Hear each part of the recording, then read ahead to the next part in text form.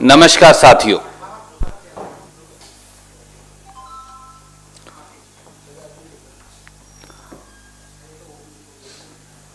खेती विरोधी भारतीय जनता पार्टी की ताकतें आखिर में हार ही गई। आज मोदी जी के अहंकार की हार का दिन है। आज किसान विरोधी भाजपाई और उनके पूंजीपति मित्रों की ताकत की हार का दिन है। आज खेत खलिहान पूंजीपतियों को बेचने के षड्यंत्र की हार का दिन है। और साथियों, आज किसान, मजदूर, मंडी मजदूर और दुकानदार की जीत का दिन है। आज उन 700 से अधिक किसानों की शहादत की जीत का दिन रहेगी। और आज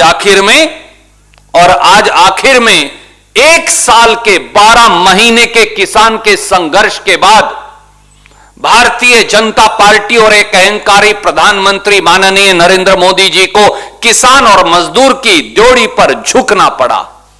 मगर देश भूलेगा नहीं मोदी जी कि आपने एक घृणित पाप जो किया था, अब उसे वापस लेने का निर्णय किया है, और वो भी किसान को रौंदने, उसे नश्तर चुभाने और बर्बर यातनाएं देने के बाद।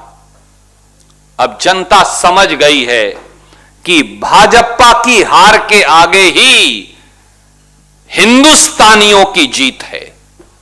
अब जनता समझ गई है कि भाजपा की हार के आगे ही जनहित की जीत है। अब जनता समझ गई है कि भाजपा की हार के आगे ही किसान और मजदूर की जीत है। अब जनता समझ गई है कि भाजपा की हार के आगे ही देश की जीत है।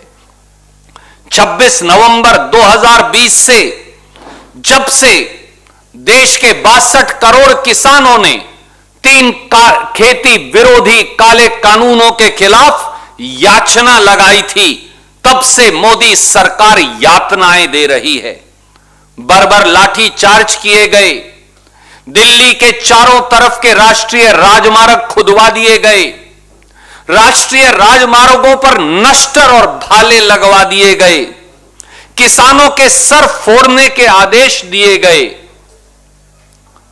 उन्हें आतंकी कहा गया, किसान को नक्सलवादी कहा गया, हमें किसान को गुंडा कहा गया, किसान को उग्रवादी कहा गया, किसान को आंदोलनजीवी कहा गया। और कुछ गोदी मीडिया के मित्र भी मोदी सरकार के इस प्रचार में शामिल हो गए।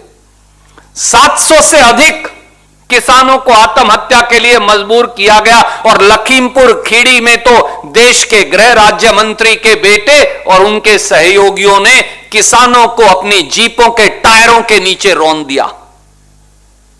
पर मोदी सरकार ने आज अपना अपराध स्वीकार किया है।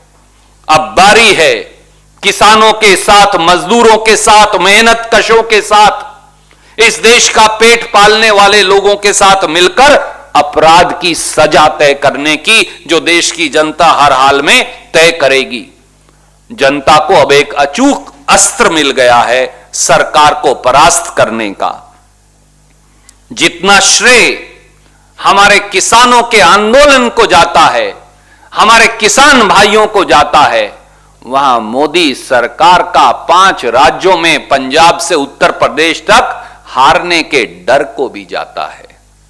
अब जनता समझ गई है, इसीलिए मैंने कहा कि भाजपा की हार के आगे ही देश की जीत है।